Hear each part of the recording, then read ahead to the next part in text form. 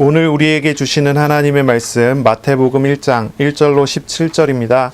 제가 봉독하겠습니다. 아브라함과 다윗의 자손 예수 그리스도의 계보라. 아브라함이 이삭을 낳고 이삭은 야곱을 낳고 야곱은 유다와 그의 형제들을 낳고 유다는 다말에게서 베레스와 세라를 낳고 베레스는 헤스론을 낳고 헤스론은 람을 낳고 람은 아미나답을 낳고 아미나답은 나손을 낳고 나손은 살몬을 낳고 살몬은 라합에게서 보아스를 낳고 보아스는 루덱에서 오벳을 낳고 오벳은 이새를 낳고 이새는 다윗 왕을 낳으니라. 다윗은 우리아의 아내에게서 솔로몬을 낳고 솔로몬은 르호보암을 낳고 르호보암은 아비야를 낳고 아비야는 아사를 낳고 아사는 여호사밧을 낳고 여호사밧은 요람을 낳고 요람은 우시야를 낳고 우시야는 요담을 낳고 요담은 아하스를 낳고 아하스는 히스기야를 낳고 히스기야는 므낫세를 낳고 므낫세는 아몬을 낳고 아몬은 요시야를 낳고 바벨론으로 사로잡혀갈 때에 요시야는 여고냐와 그의 형제들을 낳으니라. 바벨론으로 사로잡혀간 후에 여고냐는 스알디엘을 낳고 스알디엘은 스룹바벨을 낳고 스룹바벨은 아비웃을 낳고 아비웃은 엘리야김을 낳고 엘리야김은 아소르를 낳고 아소르는 사독을 낳고 사독은 아킴을 낳고 아킴은 엘리웃을 낳고 엘리웃은 엘르아살을 낳고 엘르아살은 mat단을 낳고 mat단은 야곱을 낳고 야곱은 마리아의 남편 요셉을 낳았으니 마리아에게서 그리스도라 칭하는 예수가 나시니라. 그런즉 모든 대수가 아브람부터 다윗까지 14대요 다윗부터 바벨론으로 사로잡혀갈 때까지 14대요 바벨론으로 사로잡혀간 후부터 그리스도까지 14대더라. 아멘. 오늘 말씀은 마태복음 1장 1절로 17절의 말씀으로 예수의 족보라는 제목으로 우리가 함께 말씀을 나누겠습니다.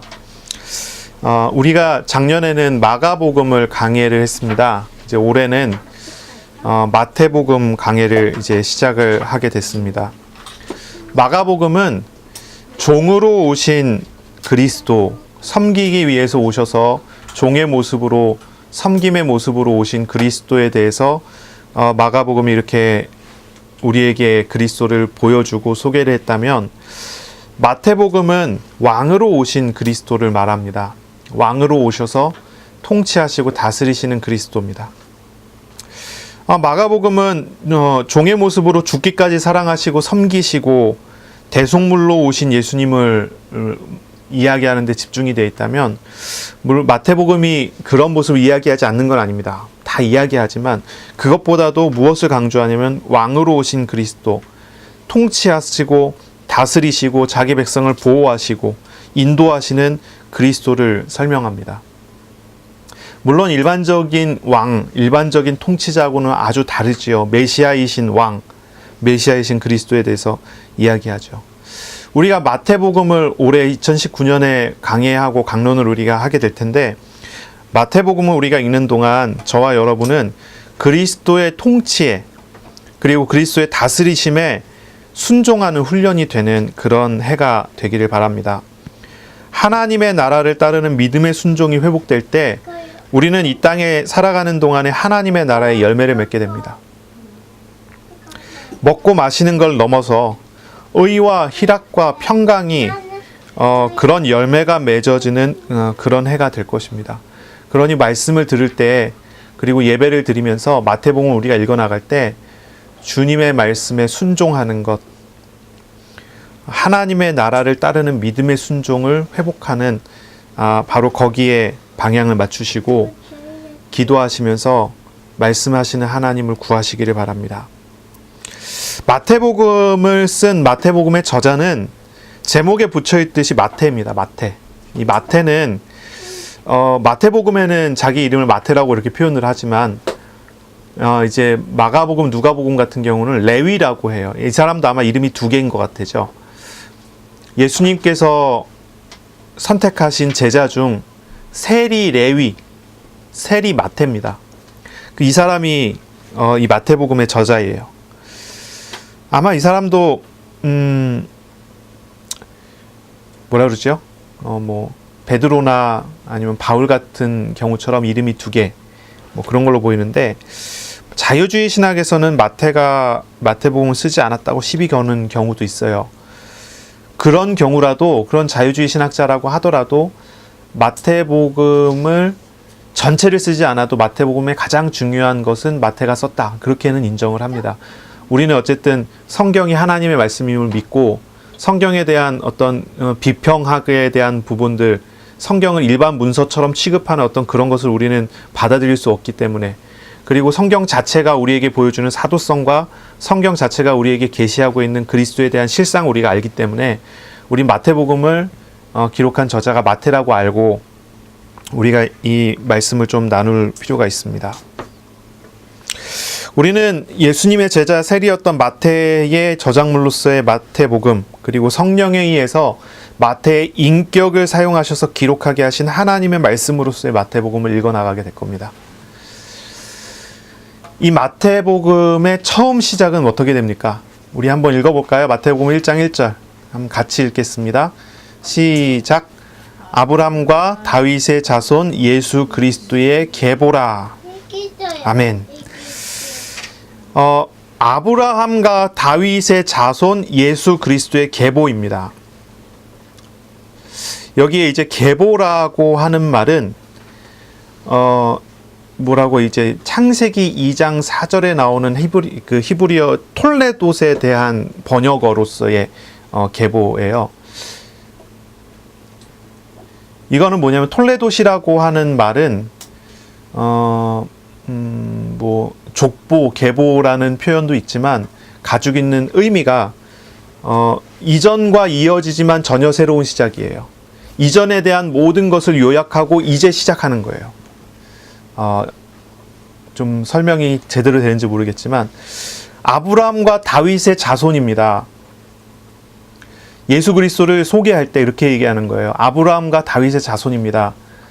그리고 그 족보를 쭉 나열합니다. 그런데 그 족보가 중요한 게 아니라 거기에는 새로운 시작이 있는 것입니다. 마태복음 자체가 유대인들에게 주는 성경이에요. 유대인들에게.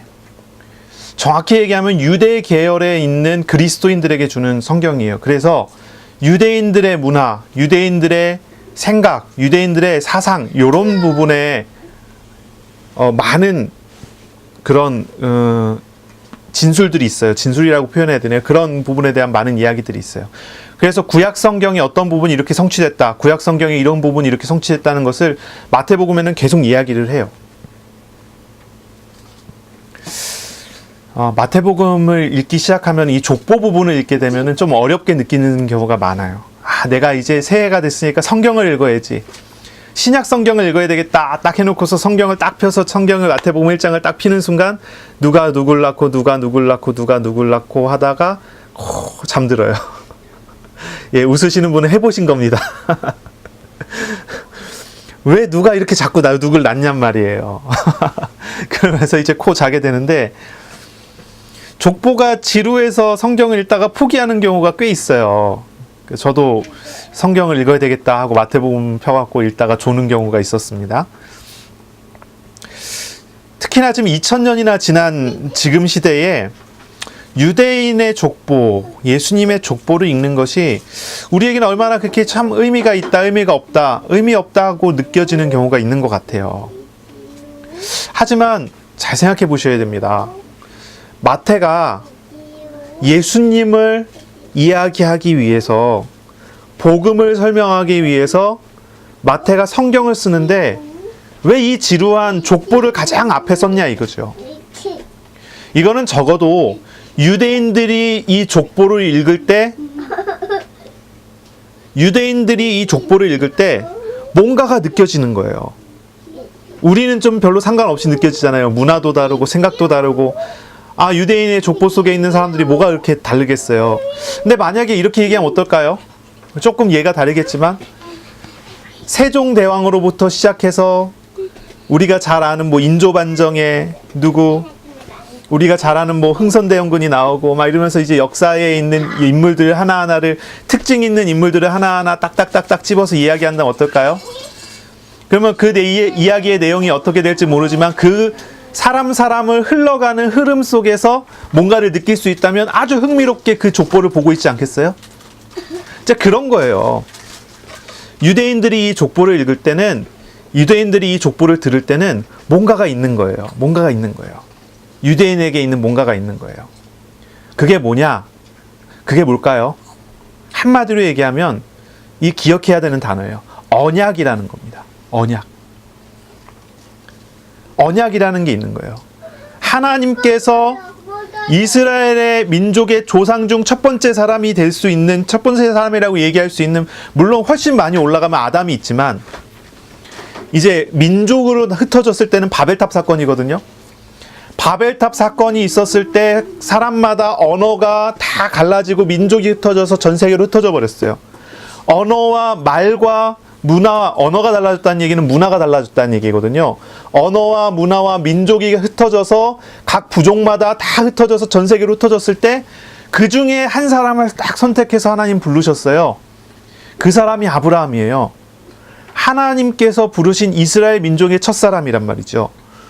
그 아브라함을 불렀을 때 하나님이 아브라함한테 약속을 딱 주셨어요. 이게 언약이에요. 아브라함에게 하셨던 약속. 그리고 그 약속을 하신 하나님께서 아브라함과 그 가문과 함께 하기로 하셨어요. 그리고 하나님이 함께 하신 그 언약의 중요한 인물들을 딱 꼭꼭꼭꼭 집어서 이어져 내려가는 흐름이에요. 그리고 이 민족에 있어서 이 메시아까지, 그리스도까지 이어져 내려오는 그 민족에 있어서 가장 중요한 언약적인 사람이 한 명 더 있죠. 그 사람이 누굽니까? 다윗 왕이에요. 그러니 이 말이에요. 아브라함과 다윗의 자손 예수 그리스도의 계보라. 이 말 안에는요, 유대인이 읽을 때는 엄청난 내용이 숨겨져 있는 거예요. 아브라함의 언약과 다윗의 언약의 성취가 그리스도에게로 이어져 내려가는데 그것이 바로 톨레돗이라고 하는 거예요. 계보로 나오는 거예요. 이것이 그냥 되는 게 아니라 그 전에 아브라함에게 주셨던 모든 언약과 다윗에게 주셨던 모든 언약이 다 다 뭐라 할까요? 총괄돼서 다 결합되고 쌓여왔는데 이것을 예수 그리스도를 통해서 새로운 시작이다. 무슨 얘기인지 아시겠지요? 그러니 유대인이 이 구절을 읽었을 때 느끼는 감정은 두 가지일 겁니다. 그리스도를 영접하여 믿은 사람에게는 아멘일 거예요. 수천 년 전부터 이어져 내려오는, 수천 년이라고 해야 될까요? 수천 년 전부터 이어져 내려오는 하나님의 말씀의 성취가 그리스도구나. 또 한 종류는 어떤 종류겠죠? 이걸 읽을 때 그리스도를 모르는 사람은요, 완전히 가슴을 치고 옷을 찢고 이건 신성 모독이다 하면서 막 난리치지 않겠어요? 그런 구절이 1절인 거예요. 엄청난 구절이에요. 아브라함과 다윗의 자손 예수 그리스도의 계보라. 그리고 이 계보 안에는요, 이 족보 안에는요, 이제 아브라함으로부터 시작해서 쭉 이어져 내려가는 왕위 계승이 이렇게 이어져 내려가는 거예요. 언약의 계승이에요. 왕위 계승이에요. 엄청난 일들이 요한에서 나오게 되지요. 하나님이 아브라함을 불렀는데 아브라함은 이삭을 낳고, 이삭은 야곱을 낳고, 야곱은 유다와 그의 형제들을 낳고. 우리가 창세기를 읽으면 아브라함 다음에 이삭이 나오고, 이삭 다음에 야곱이 나오고, 야곱 다음에 누가 나오죠? 야곱이 낳은 12형제가 나오는데 그 중에서 요셉을 우리가 집중해서 보게 되죠. 창세기는 요셉의 이야기들을 우리가 쭉 읽게 되지 않습니까? 요셉의 이야기가 길게 펴져 있잖아요. 유다에 대한 이야기는 짧게 한 장만 있습니다. 거기에서도 어떤 내용만 나오냐면은 오늘 나오는 유다가 다말에게서 베레스와 세레를 낳는 장면만 딱 나옵니다. 그런데 이상하게 예수님의 계보에서는 요셉이 나오지 않고 유다가 나와요. 이건 뭐냐면은 이 언약적인 계보에 충실하게 되는 거예요.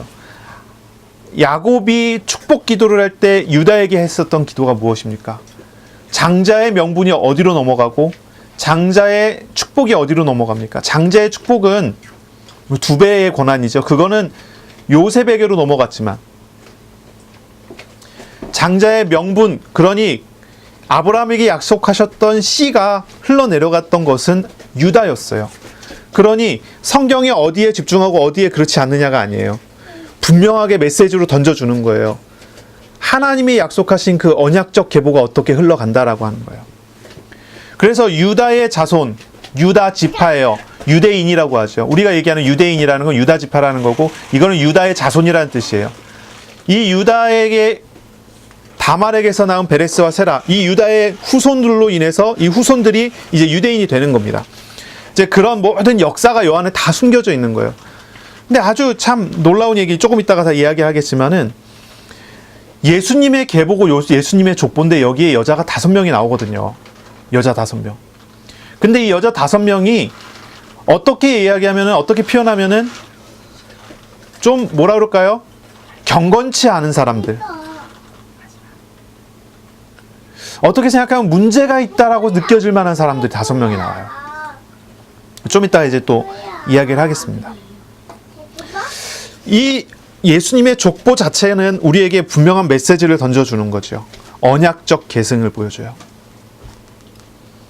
그리고 또 한 가지, 신실하신 하나님께서 반드시 이루실 언약적 축복의 흐름을 보게 만들어요. 아브라함으로부터 시작해서 예수님께서 예수님으로까지 이어져 내려가는 이 모든 언약적 계보 속에 하나님께서 반드시 이루시는 언약적인 응답들이 있다라고 하는 걸 보여주는 거예요. 그럼 유대인이 이것을 읽을 때, 특히 유대계 그리스도인들이 이것을 읽을 때 이 한 사람 한 사람을 이어져 내려가면서 읽어 내려가면서 그 안에 담겨져 있었던 그 사람이 받았던 응답과 그 사람에게 주셨던 축복과 그 사람에게 주셨던 놀라운 은혜들이 이제 그리스도로 완성되어진다. 그리스도로 이제 제가 단어를 잘 모르겠어요. 뭐 총합된다고 이야기해야 할까요? 그런 부분이 여기서 나온단 말이는 거예요. 여기서 나오는 거예요. 그러니 이건 단순히 예수님께서 아브라함의 후손이고 다윗의 후손이고 하는 그런 내용이 아니에요. 이거는 언약의 성취자로 오신 그리스도를 소개하는 거예요. 언약의 성취자로 오신 그리스도. 아브라함에게 주셨던 하셨던 말씀들 뭐예요? 하나같이 아브라함에게 주셨던 약속들은 자손에 대한 약속, 땅에 대한 약속이에요. 모든 것을 다 주겠다. 너에게 복 줘서 너로 말미암아 모든 민족이 모든 사람이 다 복을 받게 하겠다. 그런 약속에 대한 성취. 또한 한 가지 이야기한다면 다윗의 자손이라는 것, 다윗에게 주셨던 다윗 언약의 어떤 성취라는 건 뭘 얘기합니까? 그것은 바로 다윗 왕국을 상기시켜요.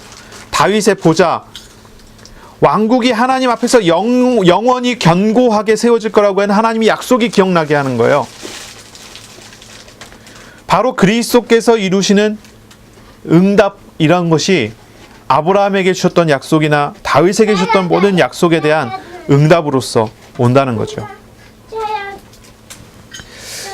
이 족보 자체는 우리에게 예수님께서 적법한 언약의 계승자라는 것을 보여줍니다.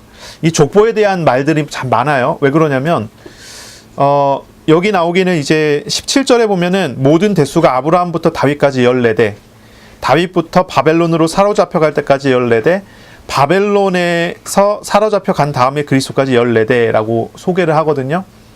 14라고 하는 숫자가 상징이 있어요.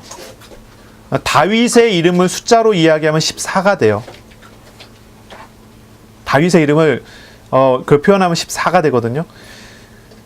정확히 얘기하면 아브라함부터 다윗까지 14대가 아닙니다. 훨씬 많지만 14만 뽑아낸 거예요. 이런 식이에요. 누가 누굴 낳고 누가 누굴 낳고 누가 누굴 낳는데 이 사이에 몇 사람이 더 있는데 그냥 건너뛰어서 누굴 낳았어요. 뭘 얘기할까요? 이거는 단순히 피의 그렇죠? 혈연적인 계승이 아니라는 거예요. 혈연적인 계승이 아니라는. 그래서 이걸 가지고 막 이렇게도 생각해보고 저렇게도 생각해보고 이렇게도 해석하고 저렇게도 해석하고 제가 주석책을 한 5권 정도를 찾아갖고 이 부분을 읽어봤는데 제가 읽은 주석가들의 해석들이 다 달라요. 다 달라요. 뭔지 모른다는 얘기예요. 그런데 공통되는 거 한 가지는 있어요. 뭐예요? 이거예요. 언약적 계승이라는 거예요. 언약적 계승이라는 거예요. 14, 14, 14. 근데 숫자도 정확히 맞지 않아요. 아브라함에서 다윗까지 여기 나온 숫자는 14개 맞는데 그 다음엔 또 13이에요. 그 다음은 또 14이에요. 그래 여기에 이제 14을 숫자를 맞추기 위해서 여기 나오는 마리아까지 그 계승자로 14대로 맞출 것이냐, 요셉 따로 마리아 따로, 그러면 14이 되니까 그렇게 할 거냐 말 거냐. 이런 논의들을 하고 있어요. 별로 의미가 없어요. 제가 봤을 때는. 진짜 중요한 거는 그게 아니에요. 뭐냐면은 14라는 숫자가 가지고 있는 다윗에게 주신 하나님의 축복이라고 하는 어떤 그것을 14라고 하는 숫자의 상징을 가지고 이것을 이제 표현을 했을 뿐이에요. 몇 대가 됐든 사실 중요하지 않아요. 중요한 건 뭐냐면은 언약의 계승이 이어져 내려갔다는 겁니다. 언약이 계승되어 갔다는 거예요. 그런 의미가 중요해요. 그리고 그 언약의 계승 자체는 예수님께서 적법한 상대가 되었다. 적법한 그런 사람이다라고 하는 그런 표현이 되는 거예요. 근데 여기서 우리가 중요하게 생각해 볼 게 한 가지가 있어야 진짜 중요하게 생각해야 될 게 한 가지 있어요. 예수님은 다윗의 피를 이었습니까? 안 이었습니까? 예수님이 다윗의 혈통을 가졌습니까? 안 가졌습니까? 안 가졌어요. 이게 중요해요. 이게 중요해요. 이게 중요한 거예요. 마태복음에도 요셉이 다윗의 아버지예요. 예?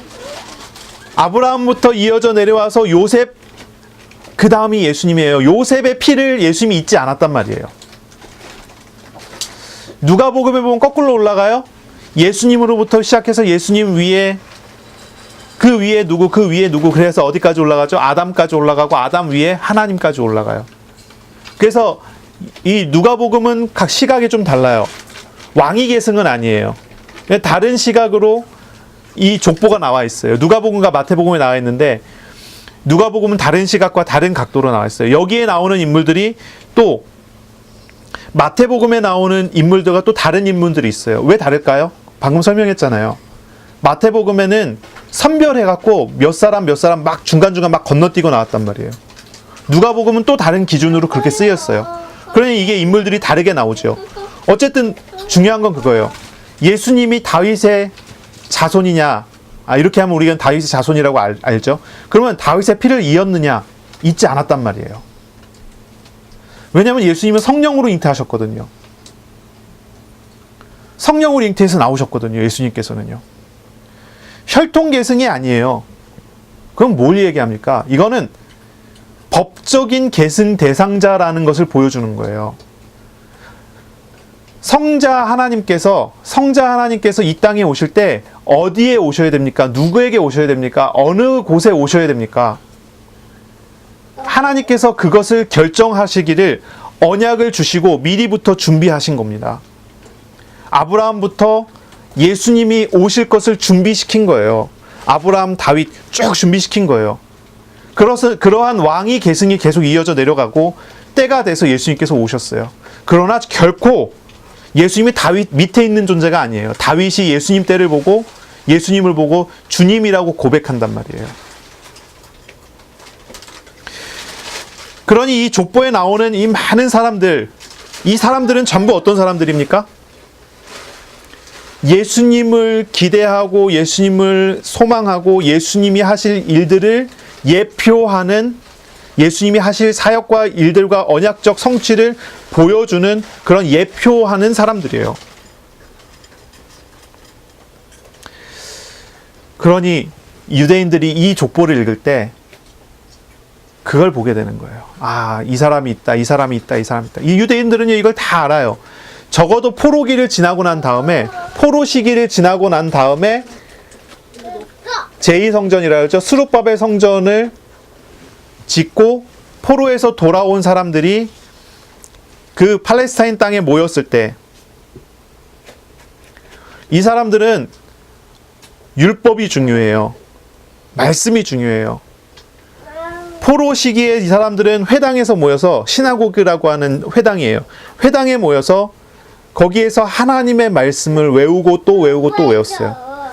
제2성전기에, 그러니까 포로에서 돌아온 사람들이 가장 중요하게 생각하고 말씀으로 돌아가자, 말씀을 읽자 했던 사람들이에요. 그런 이 사람들은 특징이 지금도 마찬가지지만 성경을 외워요. 구약 성경 66권을 다 외워요. 그것까지 못하는 사람들은 적어도 모세오경은 다 외워요. 지금도 마찬가지거든요. 지금도 유대 교육에서 성경을 외우게 만들어요. 옛날만큼 그렇게 하는지 모르겠지만 그리고 성경을 외우고 성경에 있는 내용들을 배우고 랍비로부터 성경 해석을 배우고 그리고 성경 해석에 있어서의 여러 가지 것들을 이 성경을 알기 위해서 성경 주변에 많은 것들을 배운단 말이에요. 이제 그런 이야기를 한번 한 적 있었죠. 창세기 3장에 보면은 이제 아담이 하와한테 가르친 거예요. 선악과를 먹지 마라. 이렇게 가르치지 않았죠. 선악과를 만지지도 마라. 보지도 말고 만지지도 마라. 그렇게 가르쳤죠. 그러니 하와가 뱀을 만나서 이야기할 때 뱀이 물어보잖아요. 동산나무의 중앙에 있는 이 선악과를 먹지 말라고 했느냐? 그러니까 하와가 얘기하죠. 먹지도 말고 만지지도 말라. 너희가 죽을까 하노라. 이렇게 얘기했다고 얘기하잖아요. 그리고 아니 결코 죽지 않는다 이러면서 이제 선악과를 따먹게 돼요. 유대 교육에서는 그래요. 잘 가르쳤다. 우리는 어떻게 배웠죠? 하나님의 말씀을 더하지도 말고 빼지도 말아야 돼요. 말씀 그대로 있어야 돼요. 아담은 하와에게 선악과는 먹지 마라라고 가르쳐야 돼요. 근데 먹지 말고 만지지도 마라라고 가르쳤단 말이에요. 유대인은 이런 교육을 좋아해요. 그래서 이렇게 얘기하는 거예요. 잘 가르쳤다. 잘 가르친 거라는 거예요. 결과적으로 하와가 선악과를 따먹었지만 가르침은 잘 가르쳤다는 거예요. 왜냐하면 그걸 먹지 않으려면 만지지도 않게 만들어야 된다는 거예요. 비슷한 경우들이 많아요. 근데 유대인들이 그렇게 가르쳐요. 성경을 읽을 때도 그렇게 해요. 하나님의 이름을 망령되이 일컫지 마라 이렇게 하니까 어떻게 해요? 하나님의 이름을 잘 부르라는 소리잖아요. 하나님의 이름을 정확히 부르라는 소리잖아요. 그러면 하나님의 이름을 제대로 부르고 하나님의 이름을 정확히 부를 수 있도록 노력해야 되는데 어떻게 했냐면 하나님의 이름을 망령되이 부를 수 있는 가능성을 없애기 위해서 하나님의 이름을 부르지 마라. 하나님의 이름이 나오면 하나님의 이름을 부르지 말고 주님이라고 하고 넘어가라. 그렇게 해놨어요. 그래서 유대인 성경에 보면은 자음만 잔뜩 써있고 모음을 옆에다 붙여놨는데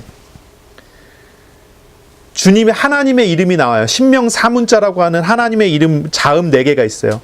거기다가는 뭘 붙여놨냐면은 하나님의 이름을 부르는 모음이 붙여져 있지 않고 하나님의 이름을 안 부르다 보니까 하나님의 이름을 잊어버렸거든요. 뭐가 붙어져 있냐면 주님이라고 하는 단어에 모음이 붙어 있어요. 그럼 그 단어가 나오면 그 단어를 읽지 않고 그 단어를 보고 주님 하고 넘어가요. 아도나이 하고 넘어가요. 그래서 하나님의 이름 자음 4글자에다가 주님이라고 하는 아도나이의 모음을 붙였더니 어떻게 발음이 되냐면 여호와라고 발음이 됐어요. 여호와는 하나님의 이름이 아니에요. 자음은 하나님의 이름이지만 모음은 주님이라고 아도나이라고 하는 모음을 갖다 붙인 거예요. 그러니까 여호와는 사실 없는 이름이에요. 그래서 이거를 복원하겠다고 열심히 뭐 이렇게 저렇게 학자들이 복원을 했지만 그래서 아마 야훼가 하나님의 이름에 가까울 거다라고 추측을 해요. 하지만 그것이 하나님의 이름인지 아무도 몰라요. 왜냐면 안 부른 지 너무 오래돼갖고 잊어버렸을까. 어쨌든 이제 유대인들의 교육이 그래요. 랍비들의 교육이 그래요. 유대의 랍비로부터 배운 것들이 그렇단 말이에요. 그러니 유대인들은 성경에 능하고 성경 해석에는 좀 뭐라 그럴까요? 그러한 식으로 배워 인본주의적으로 성경을 좀 해석하는 그런 경향들이 있죠. 그렇게 배우다 보니까 다른 각도로 다른 시각으로 다르게 읽어요. 근데 그렇게 읽고 그렇게 배워왔을지라도 한 사람 한 사람에 대한 해석들이 있고 한 사람 한 사람에 대한 이미지들이 있고 그들에게 대한 언약이 있고 언약의 성취가 있고 어떤 자부심이라는 게 있어요. 이스라엘이 가장 자부심을 갖는 게 뭐냐? 하나님이 우리를 선택했다는 거예요. 선민이라고 하는 거예요. 나는 거룩한 백성이에요. 저 이방인들 어떻게 보냐면 개 돼지라고 보거든요. 저 개 돼지들과는 다른 존재예요, 자기는. 그리고 그 부름은 아브라함이에요. 아브라함이 주신 언약에서 시작돼요. 그리고 그것이 뭐라 그러죠? 꼽힌 것은 다윗 왕국이에요. 메시아를 지금도 기다려요. 저 개 돼지들에게서 자신들을 높여줄 그런 메시아를 기다려요. 그 메시아는 다윗이 당시 최강국을 이루었던 것 같은 그러한 일들이 이 메시아를 통해서 이루어질 것이다. 기대하고 있어요. 유대인들이 그렇게 기대해요. 그런 사람들에게 이 배운 학자이고 아마 유력한 가문 출신일 거예요. 이 마태는요. 세리예요. 글을 잘 알아요. 마태복음 자체를 한번 읽어보시면 알겠지만 마태복음은요 마가복음하고 달라요. 마가복음은 문체가 시장통 언어를 써요. 시장통 언어. 그러니까 뭐 시장통 언어라면 어떻겠어요? 좀 하층민들이 사용하는 헬라어를 써갖고 쓴 그 성경이에요. 그게 보면 아람어도 많이 섞여 있고 막 뭐 이런 글이에요. 근데 마태복음은 달라요. 얼마나 이 사람이 많이 배웠는지 문체가 수려해요. 시장통 언어가 아니에요. 어쩔 수 없이 아람어를 써야 되는 그런 장면에서 아람어를 쓰지만 그렇지 않고서는 문체가 다 다듬어져 있어요.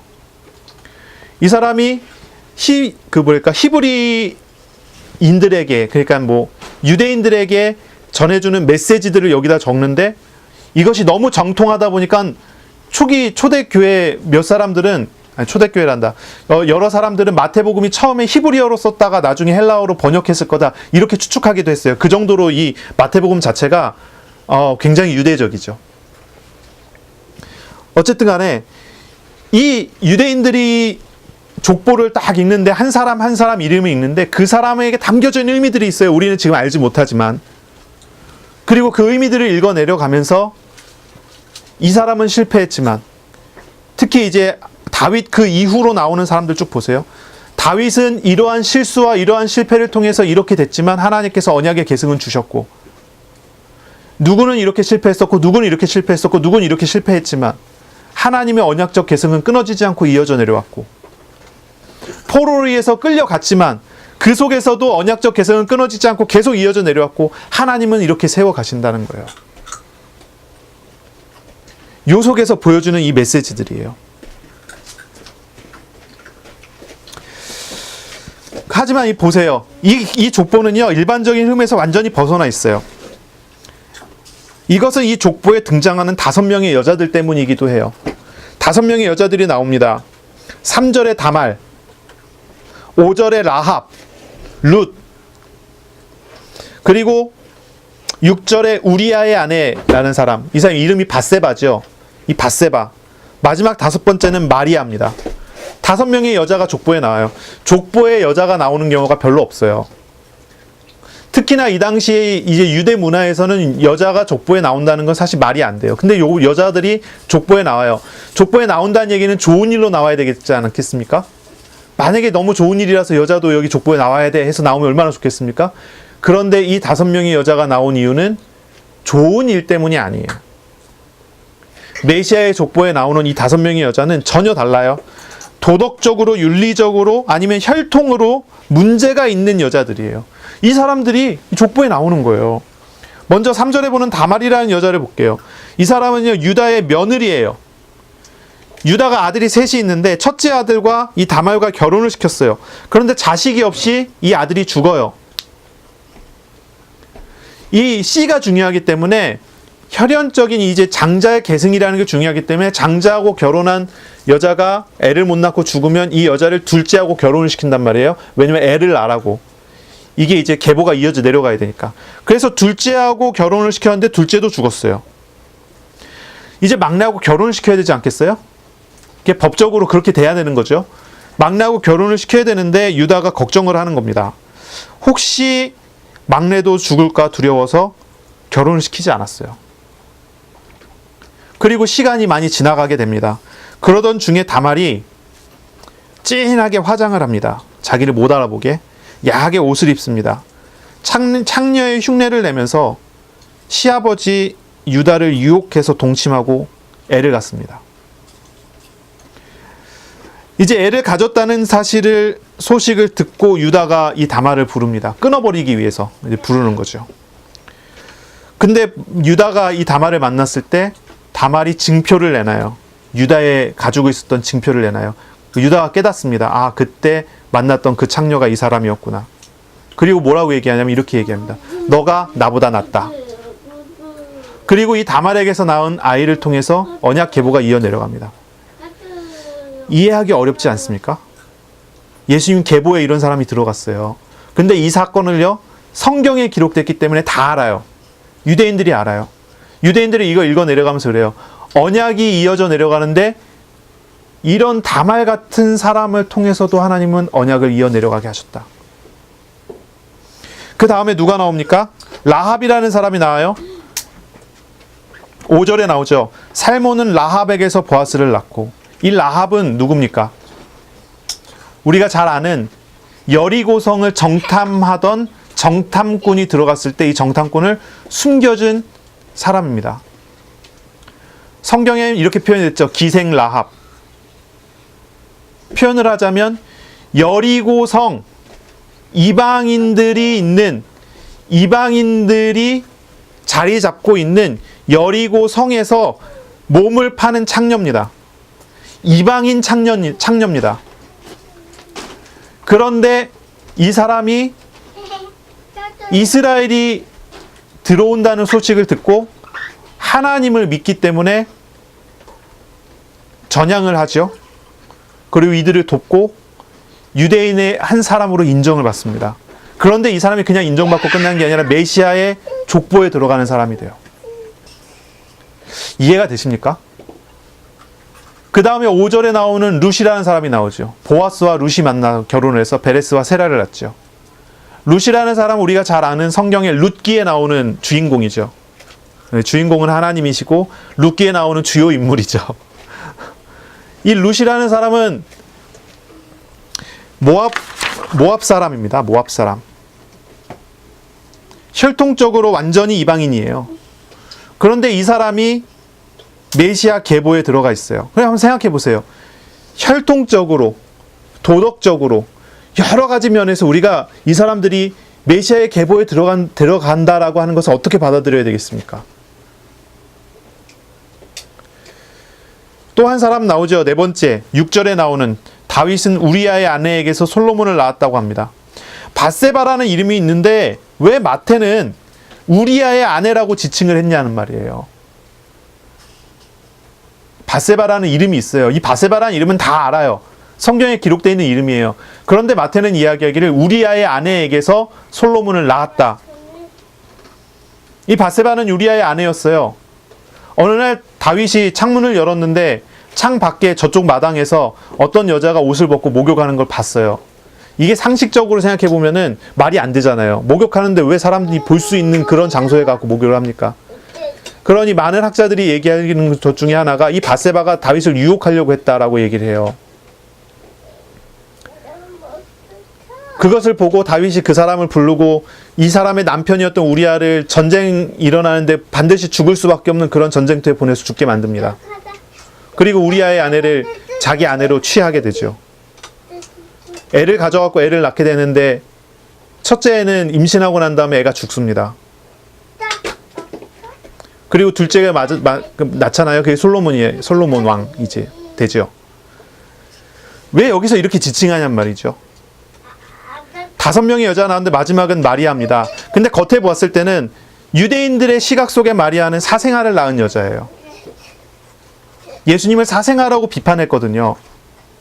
근데 믿는 사람들, 하나님을 만나서 하나님과 함께하는 믿음의 사람들이 봤을 때는 마리아는 성령으로 잉태된 것이 확실하지 않습니까? 그런데 이 5명이 나오는 거예요. 족보에 나오는 거예요. 그리고 이 족보에 나오는 이 5명을 한 명 한 명을 찝어갖고 이야기를 하는 거예요. 표현하는 거예요. 뭘 알려주려고 하는 거예요? 뭘 보여주려고 하는 거예요? 이것이 메시아의 족보라는 것을 보여주는 거예요. 이게 왕위 계승이라고 하는 거예요. 이스라엘의 왕위 계승은 거룩한 것이 아니에요. 이스라엘의 왕위 계승은 다른 사람들과 남다른 면이 있는 그런 게 아니에요. 뭘 보여줘요? 어떤 걸 이야기해요? 도덕적으로, 윤리적으로, 혈통적인 결함이 있어 보이는 많은 그런 부분들 속에서도 뭘 보여주냐면 언약적 계승이 어떤 건지를 설명하고 표현해 주는 거예요. 우리는요, 저와 여러분은요, 이 족보를 읽으면서 아주 중요한 것을 기억해야 돼요. 그건 뭐냐면은 하나님의 나라의 가치 판단이라는 겁니다. 하나님의 나라의 가치 판단. 하나님께서 보시기에 하나님의 보시는 시각에서 하나님의 시각에서 뭐가 옳다라고 하는 거예요. 뭐가 틀리다라고 하는 거예요. 그걸 보게 하는 거예요. 사람들의 가치 판단의 기준은 언제나 윤리, 도덕 아니면 율법적인 것 같은 거예요. 육신적인 것에 얽매여 있기 쉬워요. 아니, 육신적인 것을 벗어날 수 없는 것이 우리 사람들의 판단이에요. 우리 사람들의 생각이에요. 이성적인 판단을 하든지 아니면 감정적인 판단을 하든지 아니면 정신력이 좋은 사람들은 이성과 감정을 제어하면서 유익한 것을 찾아가는 거예요. 의지적인 결단을 하기도 해요. 하지만 이 모든 것은 육신적인 판단이에요. 육신적인 것. 하나님께서는 우리의 이러한 모든 판단에 얽매이지 않으시죠. 하나님의 생각과 하나님 판단은 전혀 달라요. 전혀 다릅니다. 하나님 앞에서 이러한 판단의 기준도 아무 가치가 없어요. 인간의 판단은 가치가 없어요. 하나님 앞에서 지혜를 자랑할 만한 사람이 어디 있겠어요? 하나님 앞에서 지식을 자랑할 사람이 어디 있겠습니까? 하나님 앞에서는 지혜를 자랑할 수 없습니다. 하나님 앞에서 지식을 자랑할 수 없습니다. 하나님은 세상을 만드신 분이고 모르시는 것이 없으신 분이고 세상을 운행하시는 하나님이시기 때문이죠. 그러니 우리가 세상을 볼 때에 우리가 사건을 볼 때 보여주는 시각이 전혀 남달라야 된다는 것을 알아야 돼요. 특히 오늘 우리가 읽고 있는 바로 이 성경, 이 족보는요, 참 이해할 수 없는 요소들이 많이 있는 거예요. 그러나 이 안에 유대인들에게 주시는 메시지는 있어요. 메시아가 누구인가? 이 메시아를 무엇을 짊어지면서 여기까지 왔는가 하는 거예요. 하나님의 판단 기준 앞에는 어떤 인간이라도 어떤 존재라도 흠이 없지 않아요. 다말이나 라합, 룻이나 우리아의 아내 같은 경우 사람들의 기준에서는 많이 흠이 있는 사람이고 문제가 많은 사람이에요. 하지만 하나님의 눈에서는요, 이런 사람들이나 우리들이나 뭐 도토리 키재기 같은 걸로 보여요. 그렇지 않겠어요? 모두가 죄인이에요. 모두가 죽어버린 존재예요. 모두가 가능성 없는 결함덩어리 사람들이에요. 이 족보에는 뭐가 보입니까? 한 가지가 보입니다. 하나님의 용납하시는 것. 하나님의 사랑이 나와요. 하나님의 사랑. 사람은 사람의 본질과 죄성을 고칠 수 없어요. 바꿀 수 없어요. 하지만 하나님께서 하나님의 사랑, 하나님의 사역으로 메시아의 헌신을 통해서 어떤 문제가 있는 사람이라도 용납하시고 바꾸신다는 겁니다. 로마서 3장 22절부터 24절에 보면은 모든 사람이 죄를 범해서 하나님의 영광에 이르지 못합니다. 하지만 하나님의 은혜로 값없이 의롭다 하심을 받게 되는 것이 사람입니다. 이 족보에 나오는 것은 바로 그러한 부분이에요. 그러한 내용들이에요. 다말이 성적으로 죄를 범한 것처럼 보여요. 죄를 범하는 그런 모습인 것처럼 보여요. 하지만 그 안에 담겨져 있는 메시지들이 있습니다. 그 안에 담겨져 있는 내용이 있어요.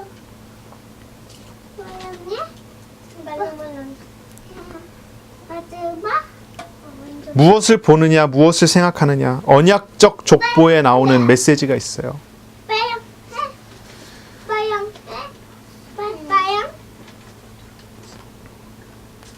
라합 같은 경우 그렇죠. 자신이 살아왔었던 모든 죄된 것들을 다 가지고 있었지만 하나님 앞에 담대히 나와요. 주님께 자신을 완전히 맡기고 생명을 맡기고 주님께 드려요. 우리 주님께서는 과거를 묻지 않으셨습니다. 과거를 묻지 않으셨어요. 현재는 괜찮냐? 현재도 묻지 않으셨어요. 하나님은 사랑을 주셨고 부르셨고 붙드셨고 이끄셨어요. 언약적 족보에 보이는 5명의 여자, 이 앞에 나오는 4명을 특별히 얘기해야 되겠죠. 결국 많은 죄성과 많은 결핍을 가진 저와 여러분에게 보여주는 거예요. 하나님의 사랑을, 하나님의 은혜를 보여주는 거예요. 우리는 봐야 돼요. 하나님 나라의 통치의 기준이 무엇일까요? 우리는 육신적인 기준을 가지고 판단하지 않습니까? 어떻게 메시아의 족보에 다말 같은, 라합 같은, 룻 같은 사람이 들어갈 수 있느냐? 유대인들이 용납하기 어려운 것들이에요. 유대인들이 용납하기 어려운 내용들이에요. 율법의 기준에 비추어 봤을 때 어떻게 용납하겠어요? 그러나 성경에 기록되어 있기 때문에 용납하기 위한 소설들을 많이 썼어요. 그게 탈무드 같은 데 나와요. 미드라시라고 하는. 이런 소설들을 써갖고 막 갖다 붙이는 거예요. 이게 이런 이유 때문에 이렇게 된다. 저게 저런 이유 때문에 그렇게 된다. 그런데 그게 진짜 이유가 되지 않습니다. 성경에 나오는 진짜 이유는 뭐예요? 주님의 사랑이라는 거예요. 주님의 은혜라는 거예요. 왕이신 그리스도, 우리가 마태복음 왕이신 그리스도라고 그랬어요. 왕이신 그리스도의 통치와 다스림이에요. 그리고 그것은 하나님의 나라로 우리에게 다가와요. 하나님의 통치가 이루어지는 곳이 하나님의 나라지 않습니까? 하나님의 나라에 하나님이 통치하시는 기준은 무엇입니까? 그것은 의로움입니다. 의로움. 의는 죄의 반대말이에요. 죄가 없다 했을 때 의롭다라고 표현을 해요. 의롭지 않다는 것은 죄를 졌다라고 표현을 하는 거예요. 우리 주님은 죄를 미워하세요. 그렇기 때문에 죄인이 하나님 나라에 들어가지 못하고 죄가 하나님 나라에서 왕노릇할 수 없어요. 죄와 육신적인 것에 얽매인 사람들은 하나님 나라에 누릴 수 있는 자격이 없어요. 이 족보에 나온 사람들은 하나님 나라의 백성들인 거예요. 이 사람들은 하나같이 하나님으로부터 의롭다함을 입은 사람들이에요. 그런데 이 사람들이 죄가 없었을까요? 아니요, 다 죄가 있어요. 그러나 이 사람들은 하나님의 은혜를 입은 거예요. 물론 이제 뭐 세세하게 이야기한다면 또 다른 표현들이 있고 또 예외가 있고 뭐 이렇게 이야기할 수 있겠지만요. 보세요. 의롭지 않으면 하나님 나라에 갈 수 없고 하나님 나라를 전혀 누릴 수가 없는 거예요. 모든 사람이 죄인이라는 것을 기억해야 돼요. 그러나 하나님 나라에 들어가는 것은 바로 하나님의 은혜, 메시아의 언약이라는 것을 알아야 해요. 모든 사람이 죄인이고 하나님의 영광이 이룰 수 없는 것이지만 이런 상황 속에서 죄인을 구원하고 의를 이루게 하시는 것이 바로 그리스도를 희생하심으로 이루시는 하나님의 사랑의 방법이 됩니다. 어떤 인간도 의를 이룰 수 없기 때문에 하나님이 오셔서 무죄한 몸으로 죄인들을 대신하시는 방법을 선택하신 거죠. 바로 그러한 은혜를 입은 사람들.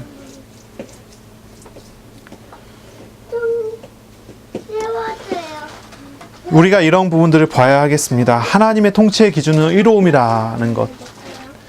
우리가 오늘 이 족보를 보면서 우리는 다스리시고 통치하시는 하나님을 바라봐야 될 거예요. 5명의 여자들, 그 여자들만 죄인이었을까요? 드러난 죄인이었을까요? 그렇지 않죠. 성경에 나오는 모든 사람들이 다 그렇죠. 시편 51편을 보면 다윗이 자신의 죄를 회개하는 장면도 보이지 않습니까? 아브라함이 불신앙을 하다가 하나님의 은혜를 입고 회개하는 장면들이 보이지 않습니까? 모두가 다 죄인들이에요. 이 족보 안에 나온 사람들은 다 죄인들인 거예요. 그 중에서도 아주 대표적인 죄인들이 여자들이 된 거고요. 이 죄인들이 가득 있지만 그러나 이 모든 죄인들의 죄를 다 짊어지신 우리 주님께서 그 언약의 계보를 계속 이어나가게 하시고 은혜를 주시고 이어져 내려가신 거죠. 오늘날 우리가 이 족보를 대하게 됐어요. 그리고 오늘 우리는요, 왕으로 오신 그리스도를 영접한 사람이 됐어요. 왕으로 오신 그리스도가 마음에 오시고 왕으로 오신 그리스도와 함께하는 믿음의 사람이 됐어요. 이제 우리는요, 이 족보 안에 들어있는 이 사람들과 마찬가지로 하나님의 왕국을 살아가는 사람이 됐어요. 이 사람들은 다윗 왕국이었고 회당에서 모여준 조그마한 교회의 모습이었지만 이제는 그리스도로 말미암아 우리에게 임하게 된 우주적인 왕국이 우리 마음에 왔죠. 우리 교회에 왔죠. 우리 각 사람에게 왔죠. 이제 우리는 이 속에서 살아가게 되는 거예요. 하나님의 통치와 다스림 속에서 살아가는 거예요. 언약적 계보를 이어가신 그리스도께서 왕으로서 오셔서 이제 우리와 함께 하신다는 말이에요. 우리는 주님과 함께 살아가는 사람들이 됐어요. 이제 우리는 어떻게 세상을 보고 어떻게 세상을 살아가야 되는가를 고민해야 돼요. 그리고 오늘 우리는 배우는 거예요. 죄인들 사이에서 우리가 살아가는 방법이 어떻게 나와야 할까요? 하나님의 나라의 하나님의 통치의 기준은 의로움이라고 했습니다. 의로움입니다. 하나님의 통치의 기준은 의예요. 의. 자, 우리가 하나님의 나라를 살아갑니다. 하나님께서 우리를 의로서 통치하실 겁니다. 우리는 주님 앞에 의로움으로 하나님을 만나야 하고 의로움으로 하나님께 나아가야 합니다. 그러나 우리가 의롭나요? 그렇지 않죠. 주님의 통치의 기준은 의로움입니다. 하지만 그것을 이루는 방법이 하나님의 사랑의 방법으로서의 십자가라는 것을 우리는 알고 있습니다. 우리가 하나님 나라에 들어가는 것은 그리스도 십자가의 공로이고 우리가 하나님 나라를 누리는 것 또한 십자가를 통과함으로 누리는 것입니다. 그러면 우리가 오늘날 하나님 나라를 어떻게 살아가야 될까요? 예수님 말씀하셨던 걸 기억하시기 바랍니다. 자기 십자가를 지고 나를 쫓을 것이라. 이것이 우리의 신앙이고 이것이 우리의 길입니다. 우리의 과정이에요. 아브라함이 자기 십자가를 지고 예수님을 쫓았습니다. 자기 십자가를 지고 예수님을 따랐습니다. 자기의 것, 자기를 부인하고 하나님을 믿었습니다. 그것이 이삭을 바치는 장면에서 아주 선명하게 나오죠. 다윗이 그랬습니다. 죽음의 위기 속에 자기 아들과 뭐라 그러죠? 부하들이라고 해야 되나요? 다윗 왕궁 안에 일하고 있는 많은 대신들의 대부분의 배신 속에서도 다윗은 자기의 것을 주장하지 않습니다. 시므이가 다윗을 저주할 때도 자기의 것을 내세우지 않습니다. 자기를 부인하고 하나님을 믿고 하나님을 의지합니다. 이게 다윗에게서 아브라함에게서 뿐만 아니라 여기 나오는 많은 사람들에게서 우리에게 전해주고 있는 은혜입니다. 이런 죄가 많은 사람들이지만 이 사람들은 그 속에서 어떻게 살아갑니까? 죄에 얽매여 죄의 노예가 돼서 살아가는 것이 아닙니다. 하나님을 믿고 의지하며 살아가는 것입니다.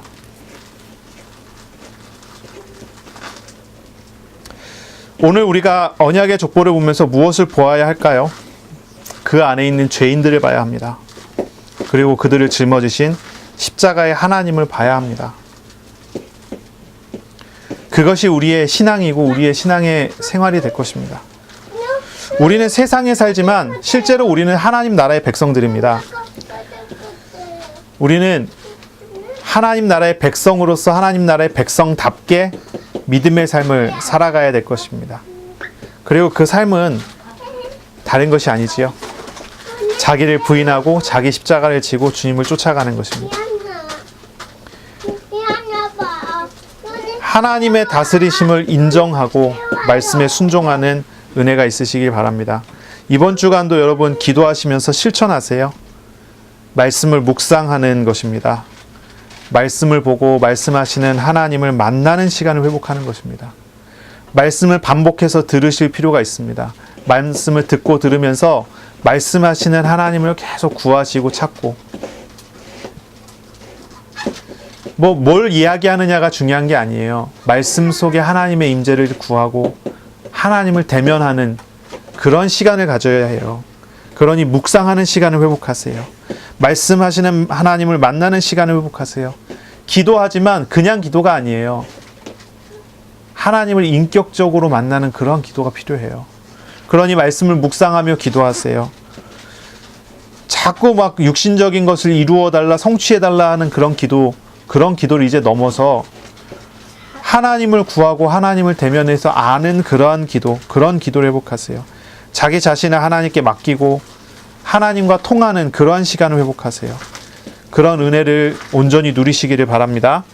아멘. 기도하겠습니다. 하나님 아버지, 오늘 우리에게 예수님의 족보를 통해서 우리에게 말씀하시니 감사합니다. 연약한 죄인인 우리들입니다.